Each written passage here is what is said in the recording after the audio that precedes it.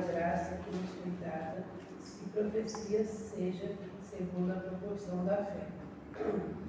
Sem ministério, dediquemos-nos ao ministério, ou que ensina esmerecesse no que fazer. Isso.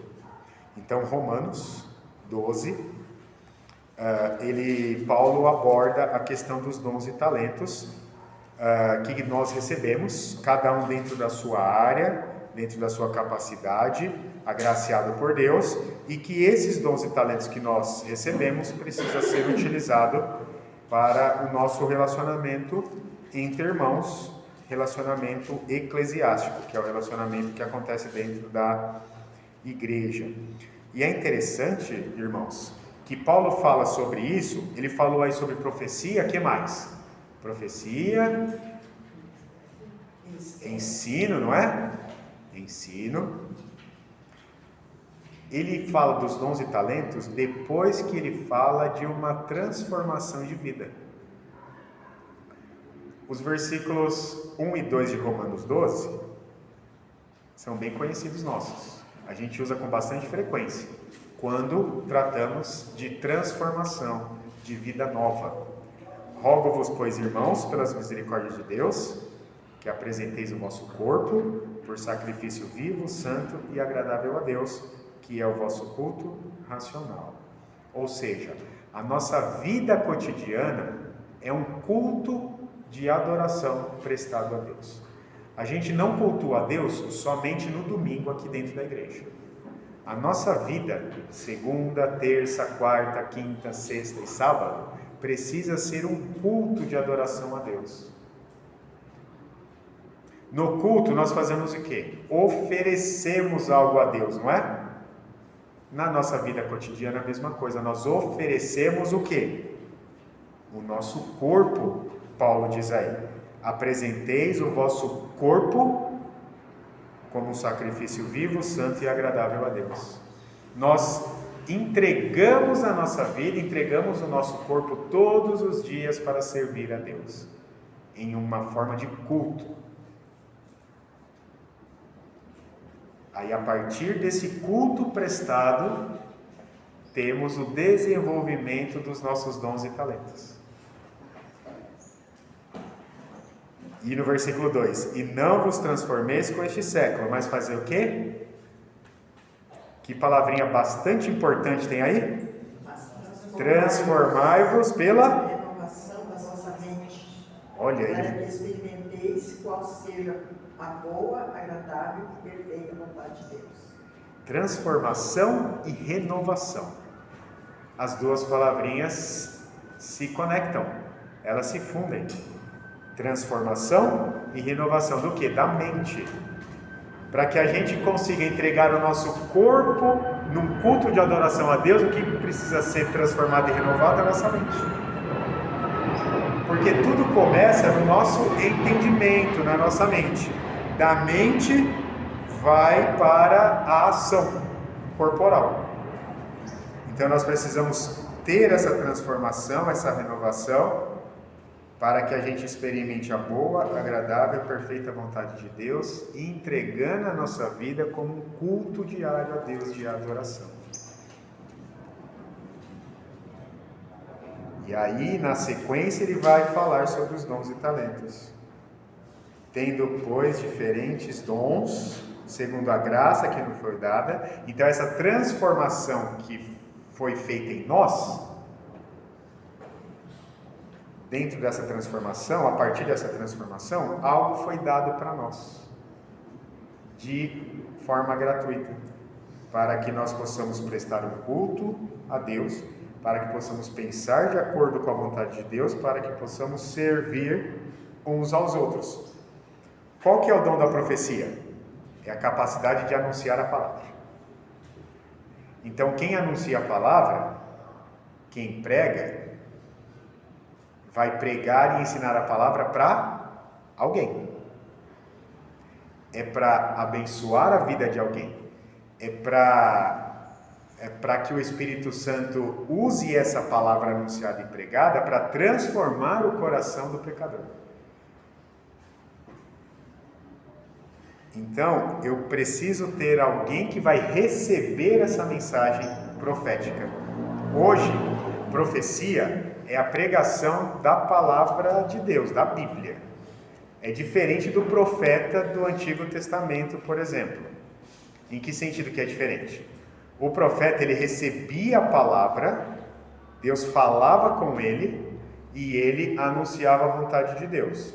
Aquilo que estava para acontecer no exato momento em que ele recebia a palavra, ou aquilo que iria acontecer tempos depois.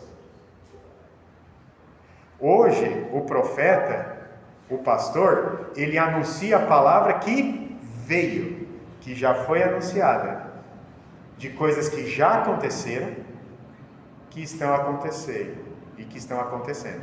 Então, nós não pregamos ou anunciamos algo novo, mas é algo que já foi registrado em algum momento. Então, a profecia, hoje em dia, é nesse sentido, de pregar a palavra de Deus registrada na Bíblia, e não de receber algo novo para se anunciar.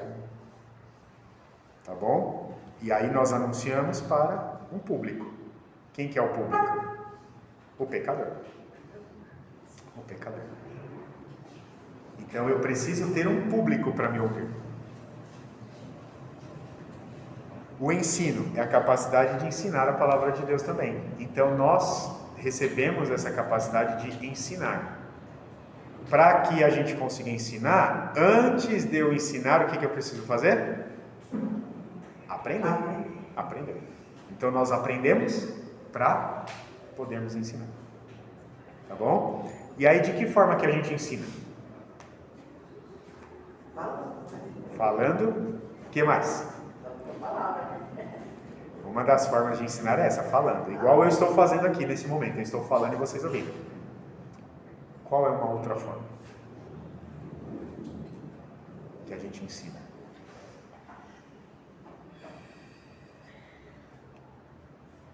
Agindo, fazendo. Falar pelo exemplo. Pelo exemplo. Para você ser um exemplo, você precisa fazer a coisa certa. Então é a ação, é a prática de agir. Você faz algo. E ao fazer, alguém vai olhar e aí vai te copiar. E aí de tanto ver você fazendo, ele aprende a fazer. Então você pode ensinar tanto falando, instruindo, quanto fazendo para a pessoa ver, ou fazendo junto com a pessoa. Antigamente era muito comum os caderninhos de receita, não era? Ixi, minha avó tinha quilos de caderninho de receita, minha mãe também tinha. Hoje em dia se perdeu um pouco essa prática, porque você vai no Google, você puxa uma receita lá, vê um vídeo no YouTube, mas minha mãe tem até hoje os cadernos da minha avó. Então você pega o caderninho de receita e você vai seguir a receita. Se você seguir ali, pode ser que dê certo, mas pode ser que não dê certo. Mas se você vê alguém fazendo o que está escrito ali, com a pessoa fazendo junto com você e seguindo a receita, fica mais fácil de você acertar a receita, né? Eu já tentei várias vezes fazer torta, sempre sai solada. E a mesma torta que minha mãe faz é que fica fofinha. A receita é a mesma. Qual que é a... Por que não dá certo? Eu não sei, eu descobri o segredo. Mas quando você vê uma pessoa fazendo, é mais fácil de você copiar. Por isso que nós somos exemplos para os nossos filhos em casa. Mesmo os pequenininhos que ainda não falam, eles estão observando a gente. Eles estão vendo. Por que o ser humano aprende a falar? Porque ele ouve. Então ele vai ouvindo quem está ao redor dele, aquilo vai sendo trabalhado até o momento em que ele consegue dizer as primeiras palavras, mas porque ele ouviu antes. Então é uma forma de ensinar, né? Através das palavras e através do fazer ali na prática. 1 Coríntios 14, 3.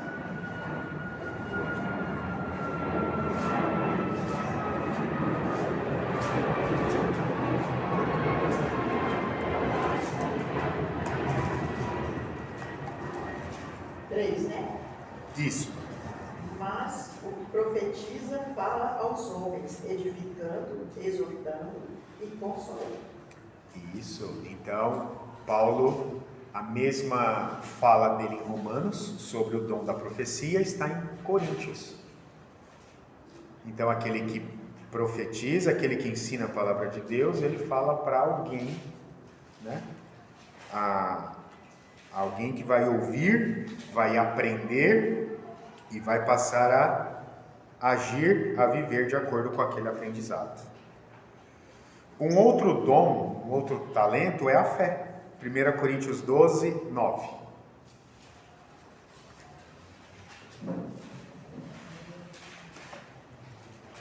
Há outro no mesmo Espírito, a fé, e há outro no mesmo Espírito, dons de curar.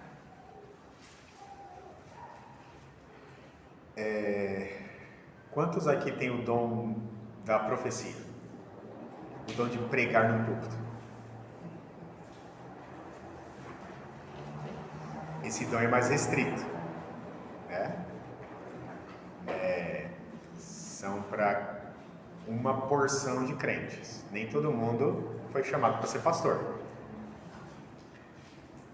Quem aqui tem o dom do ensino? Quem consegue ensinar uma outra pessoa? O Timóteo dá aula na escola dominical. Sim. A Lúcia disse para mim domingo que ela faz crochê, né? Você saberia ensinar para alguém crochê?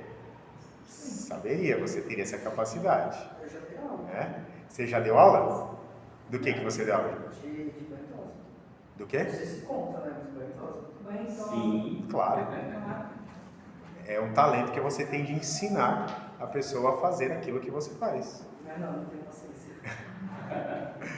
E aí, para ensinar, você vai ter que ter paciência, né? Você vai ter que ter outras coisas junto para ensinar. Quem tem o dom aí da fé? Aí todo mundo tem, né? Todo mundo tem fé. Tem fé. Todo mundo que está aqui no salão aqui tem fé.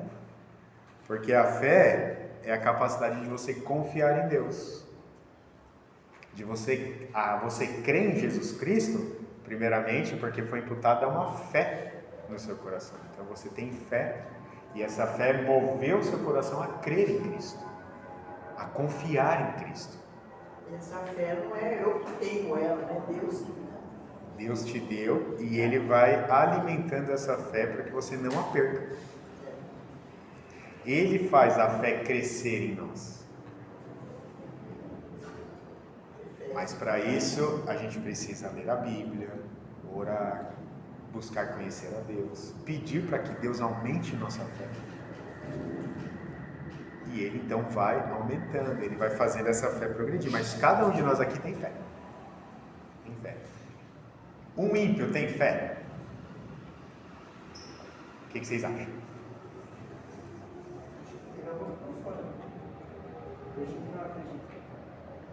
Pode ser uma fé superficial, ou pode ser uma fé em algo que não seja Deus.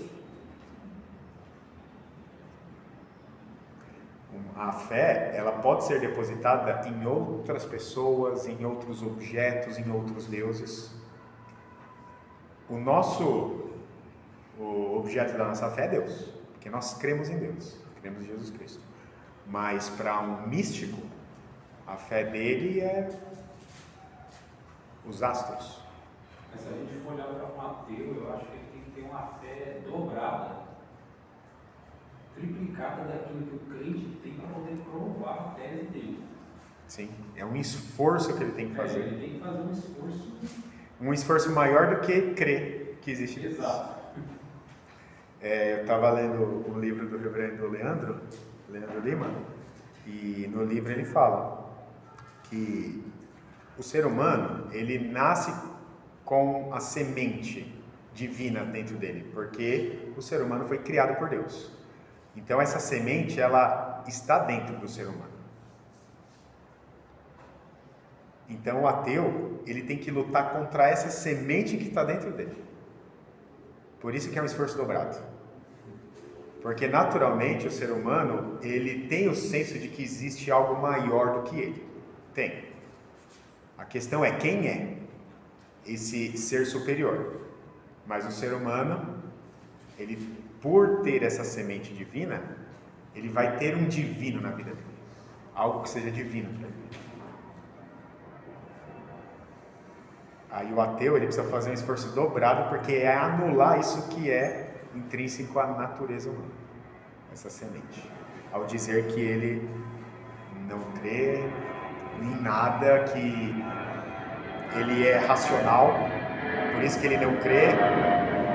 Mas se ele usa da racionalidade dele para negar de forma esforçosa que existe um ser superior, ele tem fé na racionalidade dele. Mesmo assim ele vai ter fé para tentar desprovar algum tipo de Deus. Então veja, o ser humano ele tem fé. A questão é no que e em quem? Onde está a fé? Então, por enquanto, o dom de profecia, que é o de pregar a palavra de Deus, o dom do ensino, que é ensinar algo, e a fé, que todos temos, ele precisa ser usado em nossos relacionamentos. São instrumentos utilizados para nós ajudarmos as pessoas a enfrentarem alguma dificuldade que ela está enfrentando. No nosso caso específico, é a ansiedade. Então nós podemos usar daquele dom e talento que Deus nos deu de forma graciosa para ajudarmos um irmão que está enfrentando uma ansiedade. Ou se você é o irmão ansioso, pedir ajuda. Desenvolver essa capacidade de confiar para pedir ajuda, porque Deus pode usar você, pode usar a mim para ajudar contra a ansiedade. Quer ver um outro dom? 1 Coríntios 12, 8. Aí nós temos 2. E depois 1 Coríntios 12, 10 tem mais um. Então 1 Coríntios 12, 8. Porque a um é dado mediante o Espírito a palavra da sabedoria, e a outro, segundo o mesmo Espírito, a palavra do conhecimento. Então nós temos quais dons aí? Sabedoria e conhecimento. 2 dons. A sabedoria é a capacidade de você aplicar aquilo que você aprende. Deus dá para a gente a sabedoria, para a gente aplicar, seja como nós precisamos aplicar esse conhecimento recebido, e o outro é o conhecimento que nós adquirimos através do nosso intelecto. Então o ser humano ouve e ele então o mecanismo trabalha na cabeça do ser humano para que ele compreenda aquilo, para que ele decodifique aquilo que ele ouve, compreenda, para com sabedoria aplicar. Nós utilizamos isso nas áreas que a gente atua, na nossa profissão, aqui na igreja, que é o conhecimento. Você adquire o conhecimento para você aplicar aquele conhecimento com sabedoria. 1 Coríntios 12, 10. A outro, operação de milagres, a outro, profecia, a outro, discernimento de espíritos, a um, variedade de línguas, e a outro, capacidade para interpretá-las. Isso. Então aqui no versículo 10 nós temos alguns dons que cessaram, não há mais hoje, e outros que continuam em vigor. Operação de milagres. A operação de milagres cessou. Os apóstolos fizeram milagres. Eles receberam essa capacidade espiritual de realizar milagres. Hoje nós não temos mais essa capacidade de realizar milagres. Quem pode continuar fazendo milagres é Deus. Mas nós aqui não temos a capacidade de realizar milagres. Os apóstolos tiveram, nós não. Então o milagre cessou. Profecia é o ensino da palavra de Deus, é a pregação. Esse continua vigorando hoje. Discernimento de espírito. O que é discernimento de espírito? É você ter a capacidade de ouvir e discernir, opa, isso aqui é errado, isso aqui é certo. Para que você não seja enganado. Por isso que lá em João está escrito, né? Proceder verdadeiramente em livro de Deus e do bem. Isso. Que é por isso que eles são pegados para ele, que é o que eles.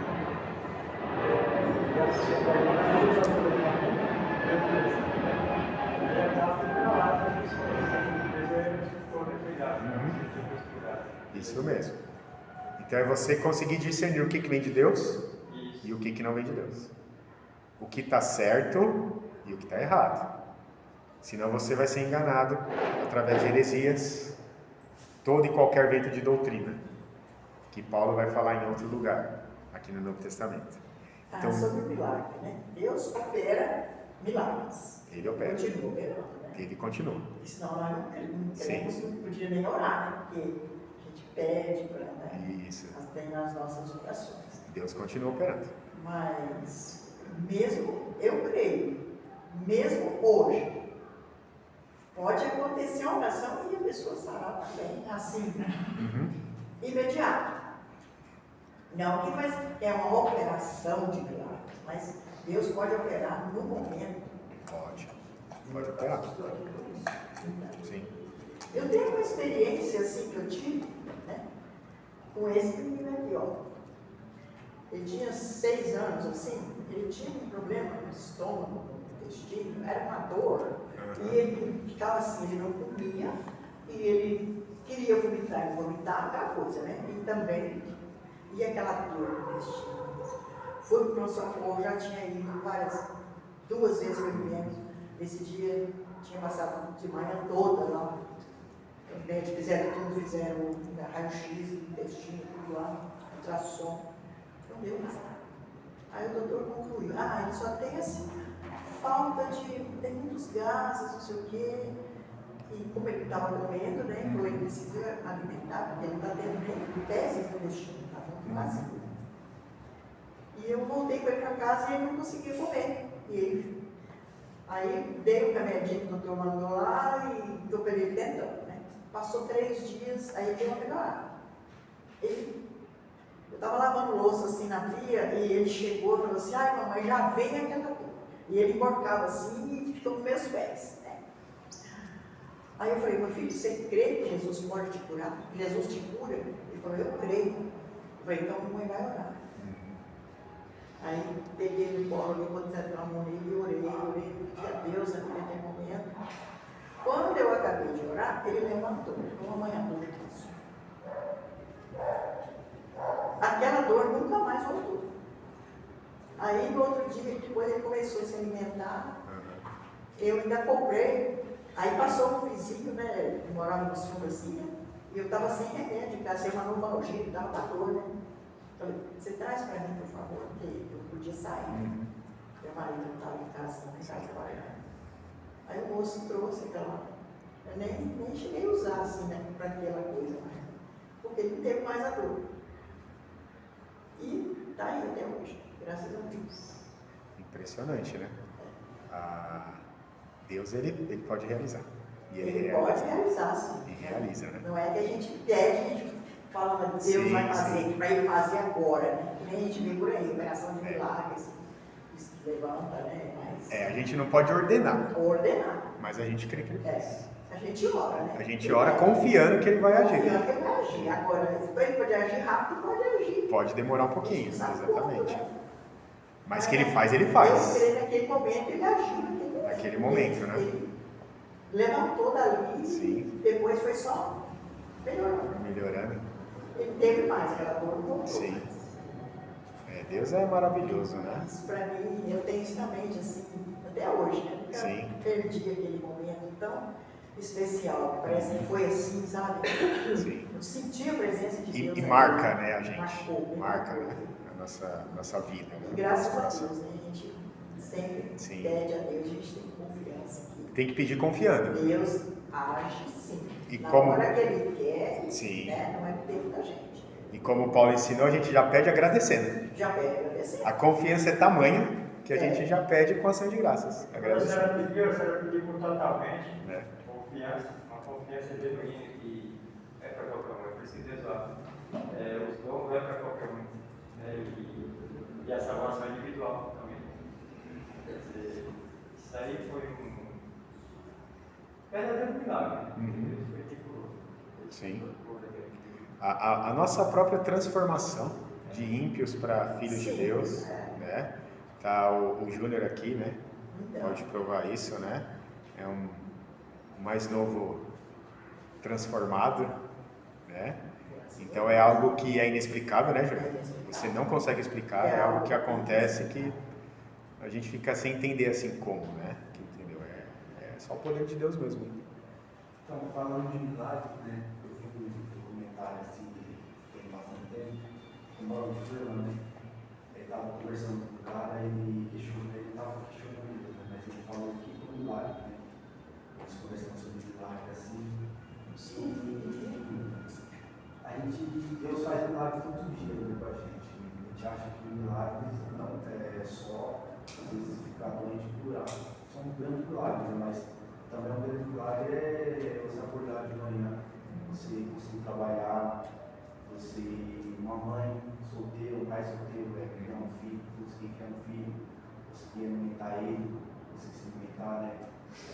Deus faz tantos milagres todos os dias. Sim. Então a gente tem que prestar atenção, né? Prestar atenção nisso que a gente pensa. Sim. Não, Deus não é negócio novo, estou vendo milagre nenhum. A gente acha que a gente acha, se pode um milagre que a gente quer, né? A gente quer dinheiro, acha que a gente quer fama, mas às vezes o milagre Deus está dando milagre. O nosso milagre a gente tem que viver esse vida. Sim. É o que Jesus diz, né? A gente não sabe pedir. é, A gente não sabe pedir, né? A gente fica esperando, né, o que ele falou, né? Porque a gente não vê que o milagre é acordar, né?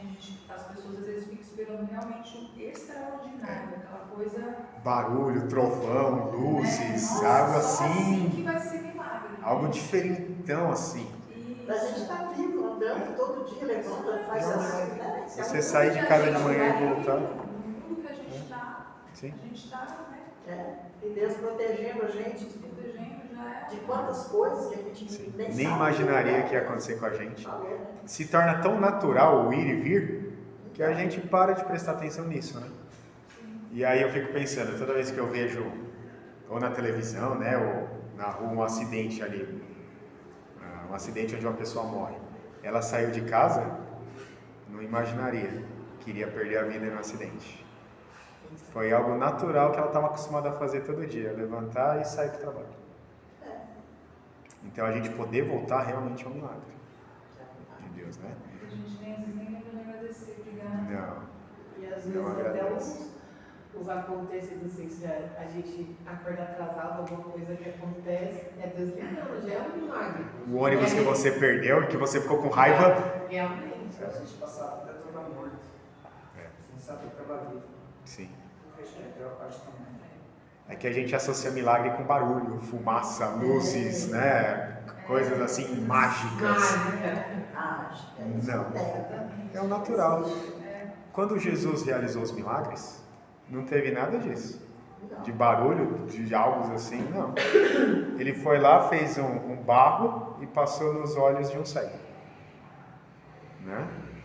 Ele multiplicou os peixes, os pães, né? A multiplicação foi um milagre extraordinário, mas não foi algo assim que todo mundo viu luzes, foguetório, que é o que a gente ficava querendo ver. Se fosse hoje, com certeza teria.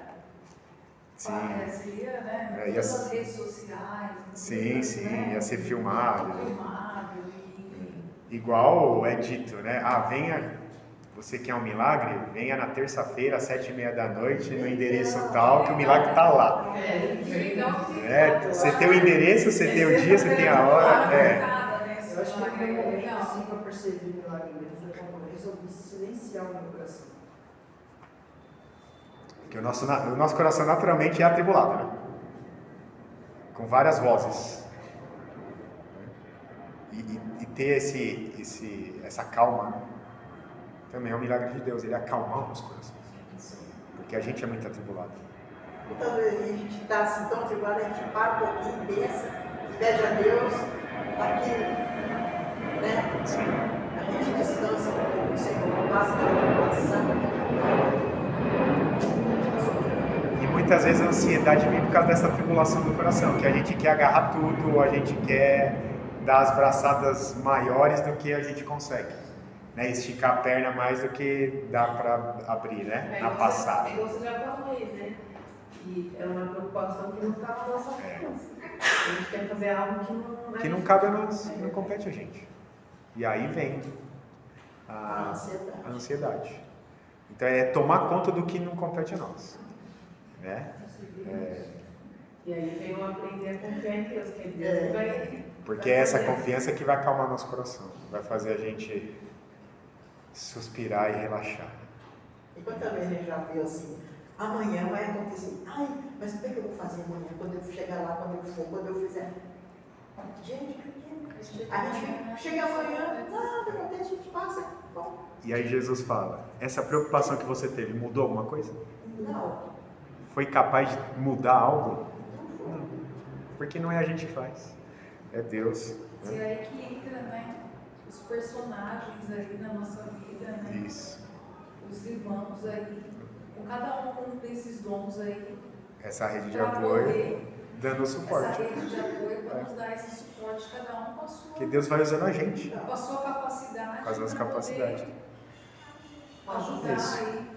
O Cornelius, ele tem um testemunho de milagre mesmo, porque antes dele ser transformado, né, antes dele começar a servir a Deus, ele foi num culto, foi um amigo dele que chamou ele para ele no culto, e antes dele ir para o culto, ele confessa que ele passou na biqueira primeiro e fumou maconha.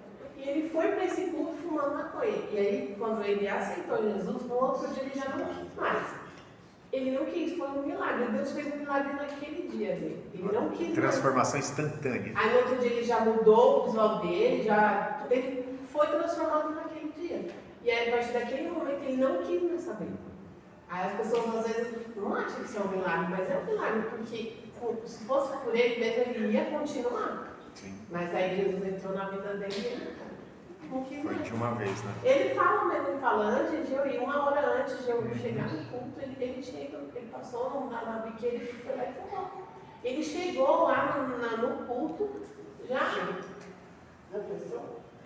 E aí, para você ver como Deus, ele faz milagre assim. Ele chegou, aí quando chegou na hora de aceitar Jesus, ele aceitou. E aí ele foi ali que ele começou a ver Deus transformar ele naquele momento. Sim. Chorou tudo. E aí no outro dia ele já quis mudar o visual, do cabelo, fez tudo que ele tinha que fazer. Transformação completa, né? Completa. Interior e Ele externa. não quis mais. E aí isso aí já vai fazer 10 anos para a glória de Deus. Amém. Foi de uma vez por todas, né? Eu ainda não conhecia ele não. E quantos dependentes vão para a clínica para tentar se libertar e não conseguem? É isso mesmo. Consegue por uns dias, uns meses, mas depois volta, Verdade. né? Então a transformação que Deus faz é perfeita, é de uma vez por todas. Não volta atrás, né? Há vários tipos de vícios, né? E Deus pode libertar o ser humano de qualquer um que seja. Não há nenhum vício impossível que seja maior do que Deus, né? E é isso. É algo assim que ultrapassa a nossa capacidade de tentar entender, né? Então Deus, ele realmente continua, né? O milagre que cessou é o que o homem pode realizar, né? Que era a questão dos apóstolos, né? Mas Deus, ele continua assim, e ele pode usar a gente, né? Como essa rede de apoio ele usa. A misericórdia também. A gente demonstrar misericórdia por quem precisa, né? O que seria essa demonstração de misericórdia? O que vocês acham que seria? Acho que é chegar, né? E ajudar, consolar, fazer Isso. no momento que tiver precisando. É você sentir a dor da pessoa, sentir a dor, Negativo, ó. empatia, sensibilidade, piedade. Se colocar no lugar da pessoa e você então demonstrar essa misericórdia, né? Você quase que você sente o que ela está sentindo. E é um dom que Deus dá para a gente também, ó, Romanos 12:8, lá onde nós estávamos, né? No versículo 8. Ou o que exorta, faça-o com dedicação, o que contribui com liberalidade, o que preside com diligência, que exerce misericórdia com alegria. Então, olha só, aqui nós temos a exortação. Exortação é você ensinar, é você chamar a atenção, é você conduzir a pessoa, fazer isso com dedicação e também com misericórdia, com piedade. Não é você exortar se achando melhor do que a pessoa, é você exortar ali dando bronca, você querendo ser mais que a pessoa nesse sentido, né? Não, é você conduzir e ensinar a pessoa com essa dedicação misericordiosa. A contribuição com liberalidade é você contribuir mesmo com a obra. É interessante que na liturgia que Calvino tinha na igreja dele, onde ele era pastor, em Genebra, ele tinha um momento do culto onde tinha entrega de ofertas para os necessitados.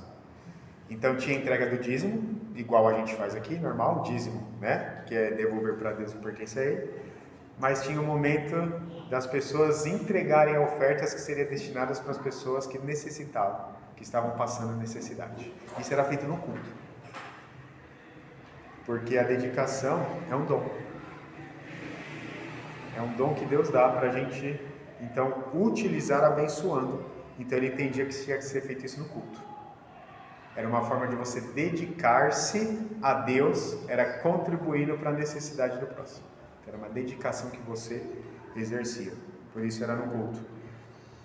O que preside com diligência e o que exerce a misericórdia com alegria. Você ter a alegria de poder contribuir, ajudar a pessoa, ajudar, socorrer a pessoa, consolar, aconselhar, amparar a pessoa, né? Fazer isso com alegria e não por pressão, alguém mandou você fazer isso, ou para receber algo em troca, não. Né? Entendendo que Deus te deu para você ajudar o próximo, né? Para você ser bênção. Então veja quantos dons e talentos Deus dá a nós. Administração, saber administrar, organizar as coisas, saber ajudar, e tudo isso a gente encontra na igreja, irmãos, assim, né? Os diáconos, eles têm o dom da organização também, para manter a igreja sempre organizada, para receber, nos receber.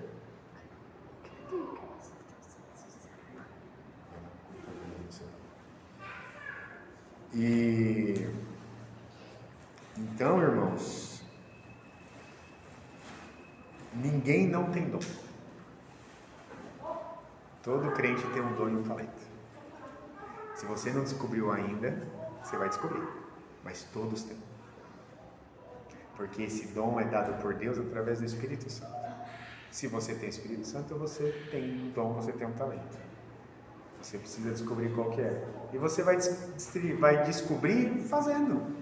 Na prática, assim. Buscando se envolver com a igreja, se envolver com os irmãos. Envolvimento.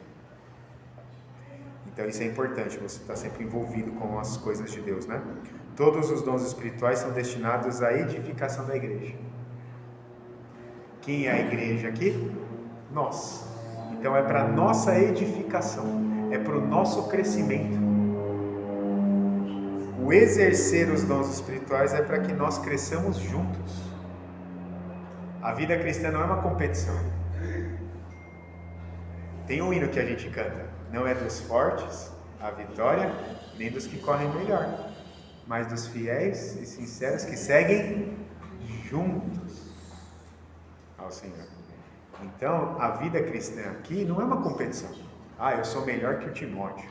Eu sou mais santo do que a Lúcia. Porque tem irmãos que querem demonstrar isso. Mais santidade, que é mais justo, que é mais sabido. que é mais. E aí se coloca numa posição arrogante, orgulhosa, e espera a todo e qualquer momento para querer demonstrar que ela sabe que ela pode. Os dons e talentos não é para isso. É para ajudar, para demonstração de misericórdia.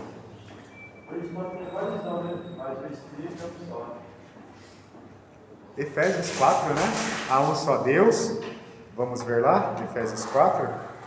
Esse texto ele é muito importante para a nossa compreensão de igreja, esse senso de corpo de Cristo. Efésios 4.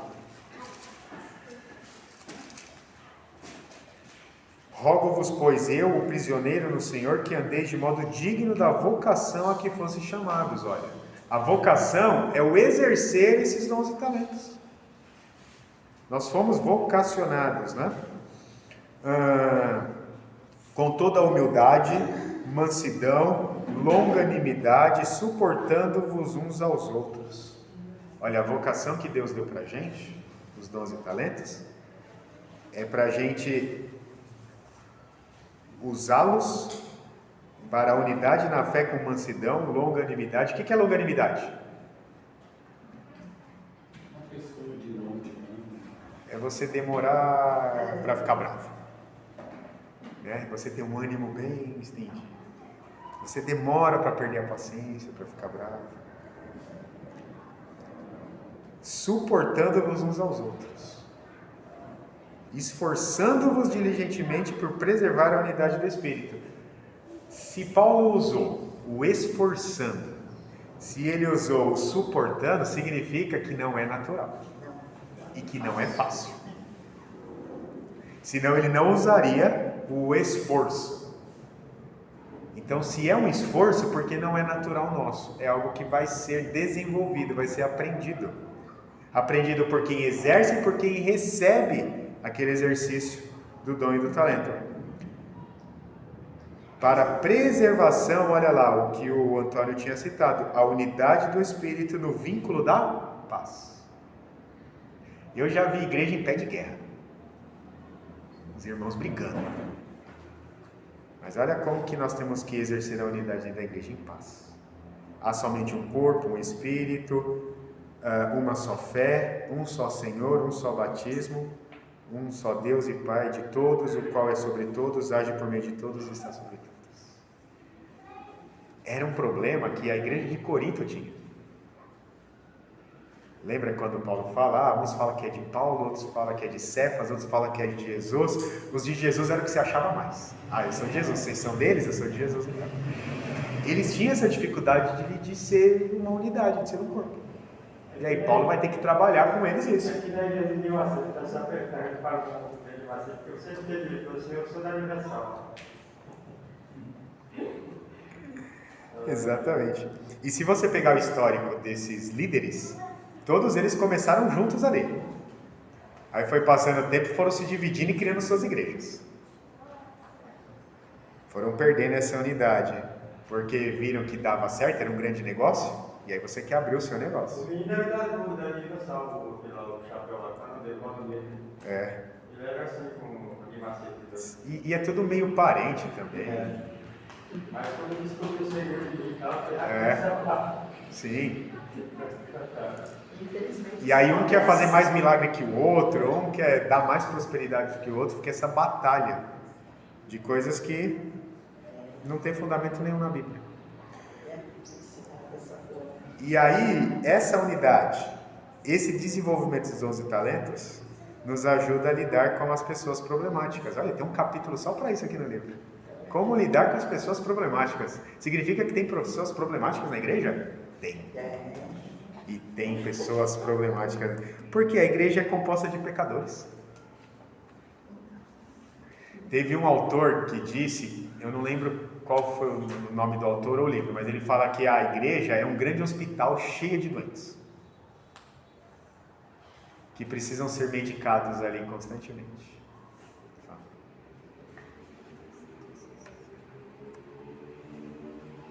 Então, nós precisamos aprender Olha o que Paulo falou: esforçando-vos diligentemente, suportando-vos uns aos outros, até o irmão mais difícil. Em amor, né? Em amor. Em Em amor. amor. Em amor. Às Então, vezes tem gente que a gente até escuta, né? Não suporta. se o irmão senta aqui, eu vou sentar aqui. Como que pode dentro da igreja ter alguém pensando dessa forma, falando? Exatamente. A igreja está cheia de problemas porque está repleta de pessoas problemáticas. Cada um de nós aqui tem problemas e somos problemáticos porque somos pecadores. Todos nela são pecadores, embora salvos pela graça, mas influenciados pela carne humana não redimida. A igreja cresce espiritualmente em proporção direta ao modo como lidamos com a ansiedade e outros pecados em nosso meio. Então, se nós somos pecadores, nós temos problemas. E esses problemas, eles vão se avultando nos relacionamentos. Os casais não discutem, não tem problemas entre si. E são duas pessoas. Imagina uma igreja que são várias. Então vai ter as dificuldades, vai ter sim os problemas. Só que nós somos ensinados a lidarmos com isso nos nossos relacionamentos de uma forma não desagradar a Deus, demonstrando amor, longanimidade, paciência, tudo que é contrário àquilo que a carne produz. Gálatas, que fala sobre os frutos do Espírito. Antes dele falar do fruto do Espírito, ele fala dos frutos da carne. Aquilo que a carne produz. E aí os frutos, eles combatem aquilo que é produzido pela carne, pelo pecado. Então na igreja a gente vai ter insubmissos, o John MacArthur pontua aqui, vai ter indóceis, pessoas que não são dóceis, pessoas que não são submissas, pessoas que são rebeldes, pessoas desanimadas, pessoas que não gostam de mudança, pessoas fracas espiritualmente, moralmente. Tudo isso aqui em crentes, salvos pela graça. Mas nós vamos ter por causa do pecado. E aí a gente tem que ir aprendendo a lidar com isso e ser aqueles que vão ajudar as pessoas a lidar com os seus problemas e pecados. E não é algo fácil. Não é algo fácil, é algo que exige de nós esforço. Andar mais uma milha.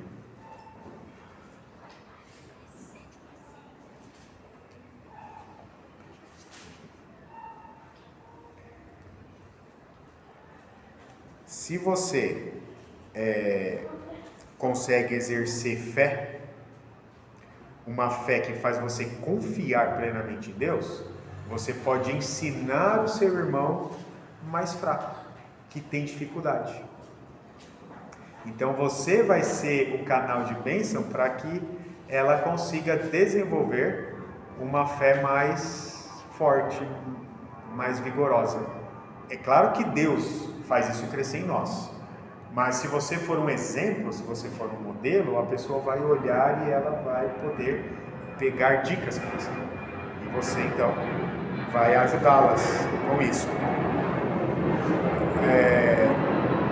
Pessoas que têm dificuldade em falar, no trato.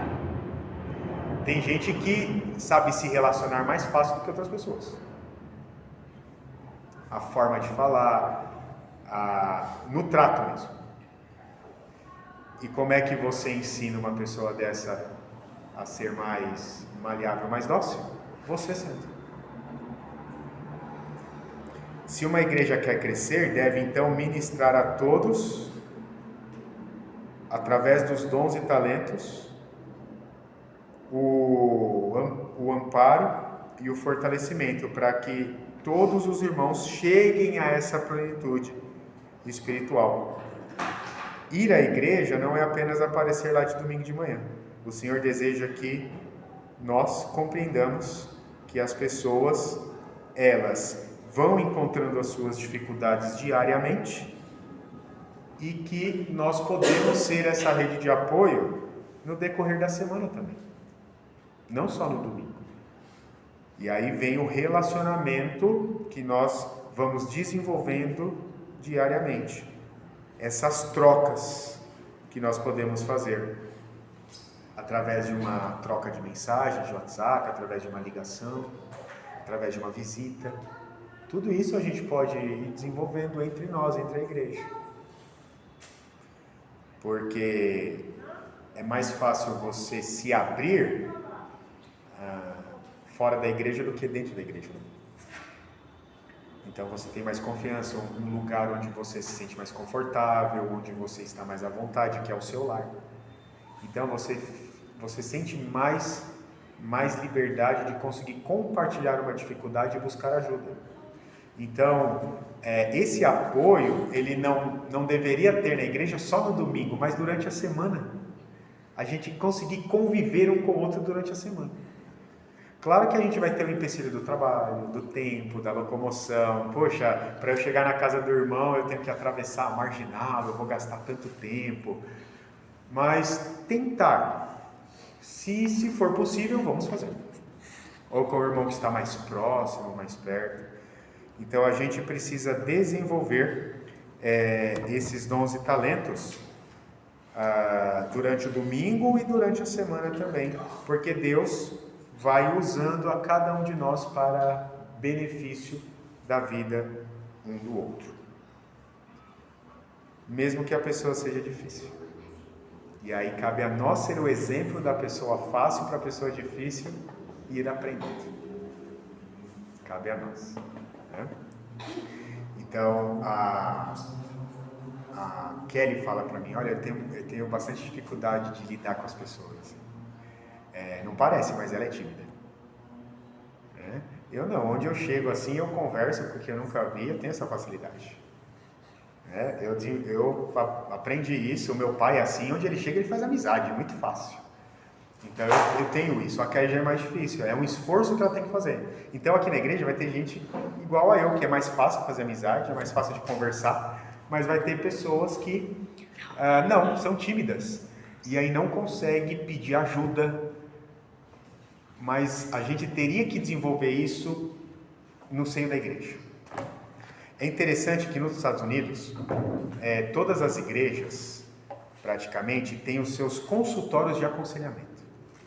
E quem é que dá esses aconselhamentos? Não é só o pastor, são os irmãos. Então, você vai nesse consultório, o consultório está sempre perto de alguma igreja, do lado. Porque são os irmãos que vão desenvolvendo isso. São os irmãos que vão aprendendo, vão se preparando para um apoiar o outro. Então ele dá esse apoio através do aconselhamento. São clínicas de aconselhamento. A gente não tem essa cultura aqui. Aqui acaba sendo o pastor, o conselheiro da igreja. Mas cada um de vocês poderia ser um conselheiro. Uma rede de apoio. É uma rede de apoio, isso mesmo. É uma rede de apoio. Então, cada um de nós aqui, são 50 membros que tem na igreja, os 50 poderiam desenvolver essa capacidade, se preparando, estudando, para que seja mesmo uma rede assim, de apoio. Né? Então, esse capítulo do livro, ele fala isso, porque Deus usa cada um de nós. E a gente tem que querer ser usado. Tem que estar disponível para querer ser canal de bênção na vida dos irmãos. E aí a gente vai aprender, estudando a Bíblia, se relacionando com Deus, orando, pedindo para que Deus nos use. E aí essa confiança precisa ser desenvolvida. Né? Mas não é fácil, por causa do pecado. Então, as coisas sempre são difíceis por causa do pecado. Mas é algo que a gente teria que ir vencendo. Para que as pessoas que são mais difíceis na igreja se tornem pessoas mais agradáveis, mais dóceis, pessoas misericordiosas, pessoas piedosas. Todo crente tinha que ser misericordioso, todo crente tinha que ser piedoso, todo crente tinha que ser... É empatia ou apatia? Agora eu estou confundindo a palavra. Empático, né? como eu tinha dito, é você se colocar no lugar do outro, é você sentir a dor do outro, para você socorrer um ao outro, né? Veja, as pessoas não encontram isso no mundo. Onde que tinha que encontrar? Era na igreja. Era na igreja, porque no mundo a gente não encontra isso. Então, na igreja, a gente tinha que ser o nosso refúgio, para a gente conseguir encontrar. Justamente porque nós somos um só corpo, há um só Espírito, há um só Senhor. Aqui, nós, juntos, servimos a um único Senhor. Não são vários senhores. É um único Senhor. O nosso objetivo é servir a Jesus Cristo. E aí a gente, então, desenvolve todos esses dons e talentos que a gente viu, para que a igreja realmente seja uma unidade, para que ninguém precise ficar ansioso.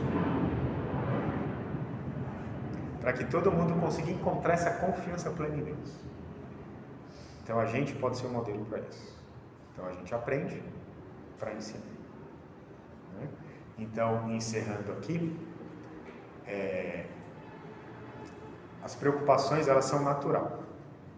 Aquilo que compete a nós temos que fazer, temos a responsabilidade e vamos fazendo. Agora, aquilo que extrapola a nossa capacidade pertence a Deus. E aí nós precisamos desenvolver a confiança plena em Deus, para que a gente não chegue ao ponto de ficar ansioso porque tentamos resolver algo que não competia a nós. E aí, para isso, a gente precisa sempre estudar a Bíblia, sempre orar, ter comunhão com Deus, ir desenvolvendo, se esforçando. Nós lemos aqui, esforçando-vos. Então, Paulo nos mostra que precisa ser um esforço, que precisa ser aprendido mesmo. Não é natural nosso, por causa do pecado. Deus, Ele usa da forma e como instrumento na sua mão o que Ele quiser, para nos ensinar, para nos ajudar, para nos socorrer. A palavra dele, o Espírito Santo, Cristo, nós, cada um de nós. As formas naturais, se você precisar tomar um remédio, tome um remédio. Se você precisar passar numa consulta, passe nessa consulta. Deus realiza milagre? Realiza milagre. Ele pode te curar sem um remédio, sem a consulta, Ele pode. Mas nós precisamos estar lembrando sempre disso. Que Deus age da forma que Ele quer, para nos libertar das nossas opressões. E o mais importante é ter Cristo como foco do nosso coração. Cristo. Como nós fomos salvos em Cristo, Cristo continua cuidando de nós, continua nos dando tudo aquilo que nós precisamos. Então, a nossa vida é Cristo. Satisfação em Cristo. E trabalhando juntos para que todos os nossos irmãos possam encontrar essa satisfação em Cristo. Então você pode ser um canal que Deus vai usar para que o seu irmão consiga se satisfazer em Cristo. Através do seu exemplo, através da sua palavra, através do seu ensinamento, da sua exortação, da sua demonstração de misericórdia, longanimidade e paciência. Tá bom, meus irmãos? Alguma contribuição? Alguma pergunta?